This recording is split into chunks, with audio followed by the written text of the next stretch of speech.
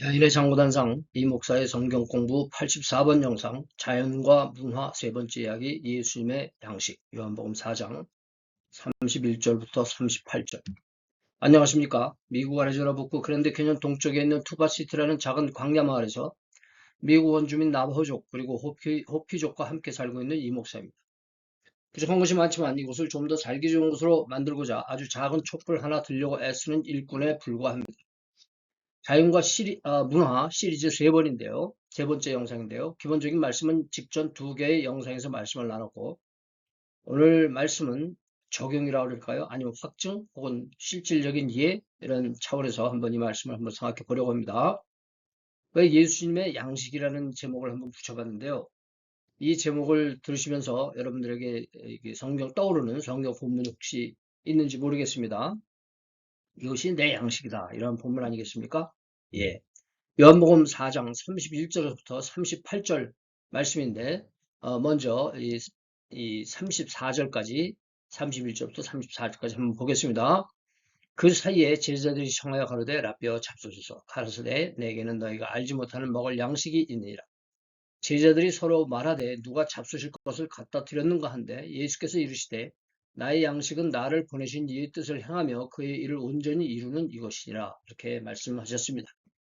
이 말씀은 예수님이 유대에서 갈릴리로 가시기 위해 사마리아를 지나가시다가 제6시라고 그랬어요. 성경 보니까 제6시.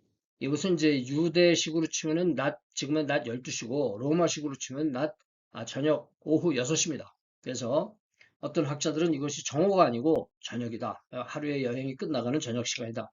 이렇게 주장하시는 분들도 있어요. 저는 후자가 맞지 않는가 이런 생각이 듭니다만 어쨌거나 제6시에 우물가에서 제자들은 음식을 구하러 동네로 가고 그 사이에 물길로 온 여인을 만나 예수님이 심오한 이야기를 나누십니다. 이 정말 요한복음 4장은요. 이 그 여인과의 만남도 극적이지만 거기서 나눠진 그 대화들이 굉장히 중요하고 심오한 더군다나 신학적으로도 굉장히 중요한 것들이 언급되는 이런 구절이에요. 그런 대목인데 그 가운데 오늘 읽은 말씀은 끼어든 구절이에요. 끼어든 구절. 이 사건이 이렇게 진행이 되는데 그 안에서 벌어진 작은 사건. 그래서 이걸 우리가 끼어든 구절로 생각하고 우리가 그 요한복음에 전체적으로 말씀하시는 그 예배라든가 뭐 이런 여러 가지에 대해서 너무 거기 매몰되다 보면은 그냥 지나치기 쉬운 이러한 본문입니다. 저한테는 그랬어요. 그 제자들이 음식을 구해왔죠. 그래서 예수님에게 이렇게 드렸습니다. 그랬더니 예수님이 엉뚱한 말씀을 하세요. 제자들이 음식을 구하러 간 것도 아시고, 또 제자들이 음식을 구해온 것도 아시는데, 내 먹을 것은 따로 있다. 이렇게 32절에 말씀하지 않습니까? 과연 이 말씀의 33절에 보면 그 제자들이 당황해요. 이해를 못하는 것입니다. 뜬금없는 말씀. 그 음식을 구했는데 드시면 되는데, 내 먹을 건 따로 있다. 아니, 누가 다른 사람이 음식을 갖다 드렸나? 이 정도로 어리둥절해졌습니다. 33절의 말씀이죠. 예수님은 34절에 뭐라고 말씀하셨어요? 나의 양식은 나를 보내신 이의 뜻을 행하며 그의 일을 온전히 이루는 이것이니라. 이렇게 말씀을 하셨어요. 정말 어떻게 보면 자연스럽지 않은 이런 상황이 벌어진 것이죠. 예. 예수님은 어떤 의미로 당신의 음식은 하나님의 뜻과 일을 온전히 이루는 것이라고 지금 상황에 맞지 않는 엉뚱한 대답을 하셨을까 하는 것입니다. 근데 제가 이 말씀을 이 새로운 각도로 이 말씀을 어느 날 어느 시에 갑자기 생각을 하게 되고 새로운 각도로 이 말씀을 받아들이기 시작을 했어요. 그 힌트가 무엇이냐? 제가 직전 영상에서 말씀드린 것처럼 인류의 문화 문명은 무엇이 시작을 했습니까? 의류사업, 즉 나뭇잎 옷이란 말이에요. 그게 인류의 문화 문명의 시초라고 제가 말씀드렸는데 그 이전에 뭐가 또 있었습니까? 무엇으로 이 의류사업이 시작이 됐어요? 식품산업입니다. 식품산업. 선악과를 먹었다는 이 사실로 인류 문화 문명이 시작됐다 이런 말씀을 드렸는데 그 말씀에 비추어서 이 말씀을 한번 생각해 보자는 것이죠. 같은 자연과 문화라는 이 세 개의 시리즈물에서 같이 다른 두 개와 연관을 지켜서 한번 생각을 해보자. 그래서 그것을 제가 오늘 그에 비추어 이 말씀을 생각해 본 것을 나누기로 원하는 것입니다. 여기에서 제자들이 생각하는 양식, 그리고 구해왔지 않습니까? 필요하니까. 양식이 의미하는 것은 무엇입니까? 생존에 꼭 필요한 조건이자 하나님이 공급하신 거예요. 예. 그런데 우리가 지난 영상에서 봤듯이 그러나 그 필수 축복, 하나님이 우리에게 주신 필수적이고 기본적인 축복이 무엇이 되었을 때 인간의 문화가 되었을 때 어떤 일들이 벌어진다는 것을 우리가 생각했습니까? 부작용이 생겨요. 어떤 부작용입니까? 이 문화와 문명에는 한계가 있고 부작용이 있다고 하는 거예요. 그래서 그 한계가 육신의 정욕, 안목의 정욕, 이생의 사랑, 예, 쾌락주의, 물질주의, 인본주의 우리가 생각을 해봤지 않습니까? 그런 것이 있기 때문에 우리는 무엇을 생각을 해야 되냐? 하나님의 뜻과 일은 우리가 추구해야 할 천국 사업이다. 이것을 우리가 생각할 수 있는 거예요. 우리는 이미 그걸 생각했어요. 그러니까 다시 말해서 이 말씀을 이해할 수 있는 바탕을 우리는 깔아놨다는 건 사실입니다. 이전 두 영상의 자연과 문화의 차이, 대립 등이 눈에 띄는 다시 한번 생각하게 되고 기억하게 되고 참고하게 되는 이러한 장면이 지금 이곳에서 벌어지고 있는 것입니다. 음식은 생존일 뿐만 아니라 그럴수록 예, 생존이다.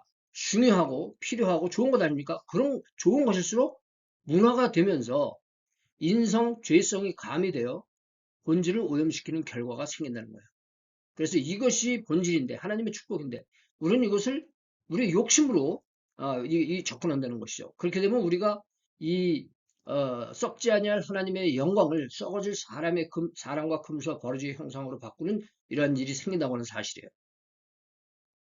그런데 이것이 지금 우리는 여기서 이 음식에 대한 이야기를 하고 이렇게 하고 있지만 이 문화라는 것으로 확대해서 생각을 해보면 인생에 있어서 어떤 것이든 좋으면 좋을수록 이 세상에서 가장 좋은 가치가 뭘까요?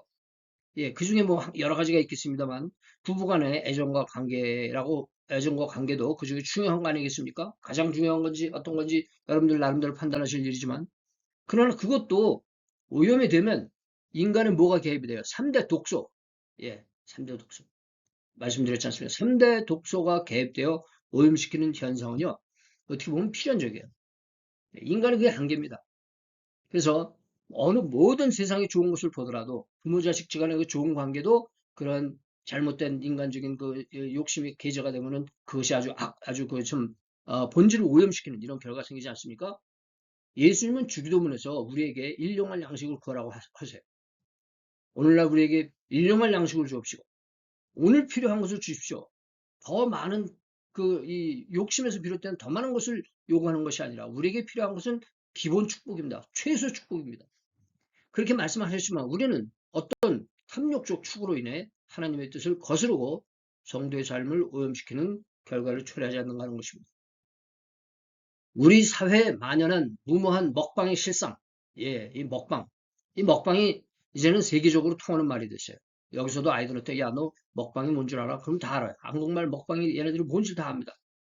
왜냐하면 그만큼 한국의 그 먹방이라는 문화가 먹방이라는 문화가 지금 얼마나 만연해 있고 참 널리 알려져 있느냐. 그것을 보여주는 거예요. 이 먹방은 제가 하나의 예로 드는 것이지 이것으로 그 대표될 수 있는 우리 인간들의 문화, 문명, 그것을 가장 근본적으로 대표할 수 있는 게 뭐예요? 음식이거든요, 사실. 그리고 주님의 뜻에 천착하고자 하는 사람들을 혼동시키는 깡통 목록, 버킷리스트. 버킷리스트가 뭐예요? 버킷. 우리 옛날에 바켓을 하지 않습니까? 깡통이죠. 깡통에다가 쪽지에다가 하고 싶은 거를 죽기 전에 하고 싶은 거, 보고 싶은 거, 먹고 싶은 거, 가고 싶은 것을 다 적어가지고 그 100개고 몇 개고 집어넣고 하나씩 꺼내가면서 죽기 전에 그걸 다 성취한다는 이런 그것이 우리 사회의 하나의 참 바람직한 하고 싶은 부러워하는 문화가 되고 말았어요. 그러나 그런 것이 사실 어떤 결과를 초래합니까? 우리는 주님의 뜻에 더욱 천착해서 더 그것을 알고 따르고자 하는 이런 마음을 가지고 살기를 원하는 사람들조차 혼동을 시켜요. 그래서 저는 크리스천들이 버킷리스트를 내세우면서 자기가 무엇을 했다 이런 이야기들을 하고 무엇을 할 것이다. 물론 그것이 다 나쁜 건 아니겠죠. 그 중에 좋은 게 있을 것입니다. 그러나 일반적으로 생각해서 이 무모한 먹방의 실상, 제가 지금 옛날에 한국에 계신 외국인이 글을 쓴 걸 한번 본 적이 있는데 이건 어디 가나 먹방이에요. 어디 가나 먹방. 이 먹방이 그 굶주리고 영양 결핍에 대해서 그 사람들이 먹는 모습이라면 얼마나 아름답겠습니까? 그러나 여러분들 먹방을 보세요. 그냥 급하게 터무니없이 많은 음식을 먹고 그것을 무슨 대단한 일이냐 그 비디오를 만들어서 전 세계적으로 퍼뜨리고 그것에 또 사람들이 열광하고 이런 모습을 우리가 보게 되는 거죠. 그래서 우리도 그 속에서 그냥 그리고 살아요. 근데 그분 얘기가 뭐냐면 버스를 타면 버스의 그 화면에서도 그런 얘기가 나온다는 거예요.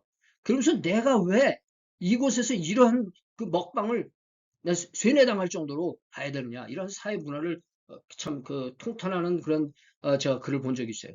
어느 분이 이야기를 하셨는지 모르고 하여간 한국에 사시는 외국 분이에요. 네, 그런 영상을 제가 본 적이 있는데 요즘에 참 이 화면은 우리 현실 세계를 우리가 비춰보고자 하는 것이죠. 급속하게 발전한 사회 관계망, SNS랍니까? 예. 어, 급속하게 발전하는 사회 관계망의 세상에서 우리는 정보를 얻고 소통도 합니다. 이게 다 나쁜 건 아니에요. 그런데 거기에 매몰이 돼서 오직 보여주기 위한 생활을 하는 사람들, 이런 얼마나, 그들의 삶은요, 그저 남들에게 보여주기만을 원하는 거예요. 그 잘 보여주기 위해서 그들이 뒤에서, 그 카메라 뒤에서 무슨 일을 하는지 모르겠지만, 그게 다예요, 그게 다. 그래서 그런 사람들이 있지 않습니까? 그리고 또 그런 사람들이 또 어떤 분은 400만 명, 몇백만 명 여행 유튜버라는데 그런 분들은 성공했다고 그러더라고요. 그 뭐 광고비가 엄청나게 들어오는 모양입니다. 그러니까 자기는 성공한 거예요, 성공. 세상적인 잣대에서 성공한 거예요.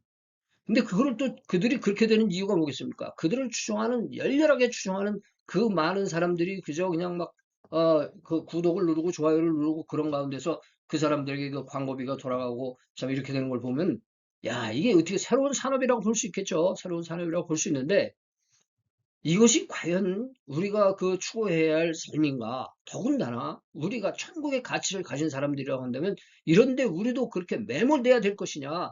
네, 우리도 그들과 같이 그런, 나도 저렇게 해봤으면 좋겠는데 내가 능력이 없어서 못하는구나. 이런 탄식에 있는 사람들은 성도로서 그런 사람이 혹시 없는지. 참, 저는 그런 것들을 보면 이게 이 급속하게 발전하는 이런 과학 문명 속에서 이런 새로운 직업이랄까요? 이런 양태가 나타나는데 이 세상은 또 어떻게 변할 줄 몰라요, 앞으로. 엄청나게 더 빠르게 변할 것인데 과연 그들의 장래는 어떻게 될 것인지. 예, 여행도 제가 한국에 한번 갔다 보니까요. 이건 나이 먹으면 여행도 삼가해야 되겠더라고요. 예, 보통 힘든 게 아니고 우리 몸을 생각하고 우리의 삶을 돌이켜봐야 돼요. 남들이 하는 것이 문제가 아니라 남들이 먹는 것이 문제가 아니라 무엇이 진짜 나에게 가장 귀한 것이고 기본적인 축복이냐 이걸 우리가 생각해야 되지 않겠는가. 이러한 도전을 저는 이 말씀 가운데서 보는 것입니다. 오늘의 본문 말씀은 우리를 하여금 이 세상의 문화에 매몰되지 말고 하나님의 뜻이 무엇인지 살피라는 예수님의 말씀이 아닐까. 돼지는 하늘을 못 본다는 말을 들어본 적 있어요. 사실인지 아닌지 모르지만 이게 그래도 이 비유가 좀 일리가 있어요. 왜냐하면 하늘을 보지 못하고 사는 사람들이 있다는 얘기예요. 이 세상에 매몰돼서 더 큰 비전을 보지 못하고 더 큰 세상을 보지 못하고 그것은 우리가 어디를 가야 그것을 보게 되는 것이고 무엇을 먹어야 보게 되는 것이 경험하게 되는 게 아니지 않습니까? 그것은 우리 마음이 열려 있을 때 우리는 그 우주를 포함할 수 있는 거예요. 우리 마음이 열릴 때. 그러나 그렇지 않고 거기에 매몰되는 이런 사람들이 얼마나 많길래. 예, 세상의 문화에 매몰되지 말고 하나님의 뜻이 무엇인지 살피라. 예, 하늘을 보라. 는 예수님의 말씀이 아닐까 이런 생각이 들어요. 근데 사실 예수님이 어떤 때는 이렇게 무슨 말씀을 하시면 제자들이 물어보면 자세하게 설명을 해주시는데 여기서 또 그런 설명을 잘 안 해주시네요. 예, 그래서 왜 일일이 설명해주지 않으셨을까 이런 생각도 드는데 근데 예수님이 항상 그렇게 말씀하시죠. 귀 있는 자는 들으라. 그리고 게다가 성경은 우리에게 일관되게 말씀하십니다. 너희는 세상에 속한 자들이 아니다.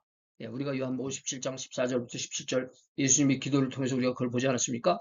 그리고 세상의 문화를 따르지 말고 하나님의 뜻을 찾아 순종하라고 로마서 12장 1, 2절에서 우리가 분명하게 봤는데 이것은 이 두 성경 구절뿐만 아니라 성경 전체가 가르쳐주는 건 아닙니까? 하나님의 기뻐하시고 온전하시고 선하신 뜻이 무엇인지 분별하라. 예, 세상의 그 형태를 따르지 말아라. 문화를 따르지 말아라. 이렇게 경고를 하시고 계세요. 여기서 예수님이 이걸 왜 설명을 안 해주셨나? 이렇게 말할 필요도 없어요. 이미 우리에게 충분히 설명이 됐다고 하는 사실이죠. 깊이 생각해 보아야 할 문제가 있다고 저는 생각해요.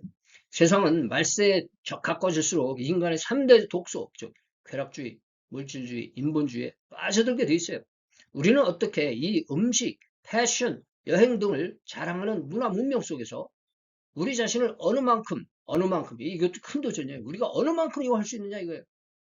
어떻게도 문제지만 어느 만큼까지 우리가 우리 자신을 구별해서 하나님의 선하시고 기뻐하시고 온전하신 뜻을 추구하며 살아야 하는 걸까? 우리가 그렇게 하는데 어려운 것은 무엇이며 그렇게 했을 때 우리는 무엇을 얻을 수 있을까? 이런 것들을 우리가 한번 생각을 해봐야 될 것입니다. 이로써 제가 자연과 문화 차원의 본문 말씀 뜻 살피기는 일단락이 되었습니다. 그러니까 이제 그 31절부터 34절까지 말씀은 제가 생각을 해봤는데 나머지 말씀은 제가 따로 말씀드릴 기회가 없을 것 같아서 오늘 이 말씀을 보강하는 차원에서 간단하게 짚고 넘어가려고 합니다. 35절부터 38절인데 여기서는 본문을 읽지 않고 각 절이 다음 화면에 나오니까 넘어가도록 하겠습니다. 35절 너희가 넉 달이 지나야 추수할 때가 이르겠다 하지 아니하느냐 내가 너희에게 이르노니 눈을 들어 밭을 보라 희어져 추수하게 되었도다. 이렇게 또 말씀하시네요. 이 말씀도 지금 분명히 추수 때는 넉 달 후에 와요. 그게 사실입니다. 그런데 예수님은 지금 눈을 들어 밭을 보라 희어져 추수하게 됐다 이렇게 말씀을 하시죠. 이것도 참 앞의 말씀과 비슷하게 좀 아리송한 말씀입니다. 그런데 저는 이 말씀을 이렇게 받아들입니다. 지금이 바로 그때다. 지금이 바로 그때다. 지금이 바로 그때다. 그때라는 것이 무슨 뜻입니까? 그때라고 하는 것은 지금은 나에게 주어진 시간이에요. 그러면 무슨 시간이냐? 이거는 우리의 각자의 신앙의 책임으로 주어졌다고 저는 믿어요. 그래서 그럼 뭘 해야 됩니까? 지금 뭘 해야 됩니까? 이런 생각을 하기보다는 이 시간을 주님이 주셨는데 지금 내가 이 주님의 나라 안에서 해야 될 일이 무엇인가를 찾아서 해야 되는 것은 우리의 책임이에요. 저는 현재만이 영원하다 이렇게 생각합니다. Present time is everlasting. 지금이 영원한 거예요. 우리가 뭐 과거고 현재고 미래고 지금은 영원한 것입니다. 그래서 그런 정신으로 지금 이 순간이 나의 인생의 지금 가장 중요한 순간이고 이 순간이 기다려야 될 때도 있습니다. 이 순간 제가 유저지에 있었던 순간이 있었습니다. 그리고 이곳에 온 그런 순간들이 있어요. 그 순간에 맞는 그것을 우리는 답을 모르더라도 끊임없이 찾는 우리 이런 자세가 필요하다고 저는 생각해요. 지금. 그 다음에 36절 거두는 자가 이미 삭도 받고 영생에 이르는 열매를 모으나니 이는 뿌리는 자와 거두는 자가 함께 즐거워하게 하려 합니다. 요 뒷부분 뿌리는 자와 거두게 하는 자가 함께 즐거워하게 한다. 요건 이제 또 이 뒤에 나오는 말씀과 연결이 되겠는데 저는 이 말씀도 거둔 자가 이미 삭도 받고 그랬어요. 삭도 받고. 그러면 삭을 받았으니 삭을 받았으니 거두는 것이냐? 우리가 보통 보편적으로 뭡니까? 일을 해야 돈을 받지 않습니까? 일을 해야 그 임금 받지 않습니까? 그런데 여기서는 이미 삭도 받고 이렇게 한국 성경에 되어 있기 때문에 삭을 받았으니까 우리가 일을 한다 이런 식으로 생각을 할 수도 있을 수도 있겠지만 제가 밑에 영어 본문을 이렇게 올렸습니다만 제 생각은 이 말씀을 보고 하는 제 생각은 무엇이냐면 사명 감당이 바로 우리의 영원한 삭시다 이것입니다. 우리가 일하는 것이 이 자체가 내가 노동하고 내가 애쓰고 내가 희생하는 것이 우리의 삭시다. 그게 나의 임금이라는 거예요. 내가 따로 무슨 페이를 받아서 임금을 지불받아서 그것이 내 삭시 아니라 일하는 이 자체가 나의 삭시다. 이것이 그러니까 우리가 삭과 일을 따로 구별을 해놓으면 삭은 뭐예요? 일의 결과입니다. 공로죠. 그러나 일 자체가 나의 삭시다. 일 자체가 나에게 상급이다. 게다가 거기다가 여기다 영생에 이르는 열매를 모은다 그랬어요. 영생에 이르는 열매. 영생에 이르는 열매를 누구를 위해서 이 영생에 이르는 열매를 우리가 모으겠습니까? 하나님은 이미 다 가지신 분이에요. 다 가지신 분. 그래서 사명 감당이 바로 우리의 영원한 삭시다. 저는 이렇게 생각합니다. 그런즉 한 사람이 심고 다른 사람이 거둔다 하는 말이 옳도다. 내가 너희로 노력하지 아니한 것을 거두러 보냈느니 다른 사람들은 노력하였고 너희는 그들의 노력한 것에 참여하였느니라. 이 말씀도 참 정말 의아로운 말씀입니다. 앞에서도 함께 즐거워하게 한다고 말씀하지 않습니까? 심는 자나 뿌린 자라. 근데 여기는 더 심해요. 한 사람이 심고 다른 사람이 거둬요. 이게 공평합니까? 세상에서 이게 공평한 일입니까? 어떤 사람은 노력하지 않고 거뒀어요. 그럼 우리가 어떻게 봅니까? 아이, 저 사람은 뭐 금수저야? 뭐 낙하사냐? 이렇게 생각을 할 수 있어요. 그리고 세상에서는 그런 일이 벌어집니다. 그런데 그것이 정당한 것은 아니지 않습니까? 그런데 예수님은 여기서 그것을 정당하게 말씀하세요. 이것이 정당하다. 예? 당연하다. 예. 다른 사람들은 노력하였고 너희는 그들이 노력한 것을 참여했다. 거뒀다 이거예요. 심지 않은 걸 거뒀다. 심고 다른 사람이 거둔다. 심지 않은 것을 거두는 사람이 있어요. 이 말씀을 저는 어떻게 생각해요? 이게 어떻게 가능하냐, 이게. 왜 이상한 말을 예수님이 당연하게 하시느냐? 예. 이것은 이러한 이 일은 불공평한 것 같은 이것이 아주 공평하고 당연한 것은 어디에서 이루어지는 일이에요? 천국에서 이루어지는 일입니다. 천국에서. 이것이 천국 프린시플이에요. 천국에.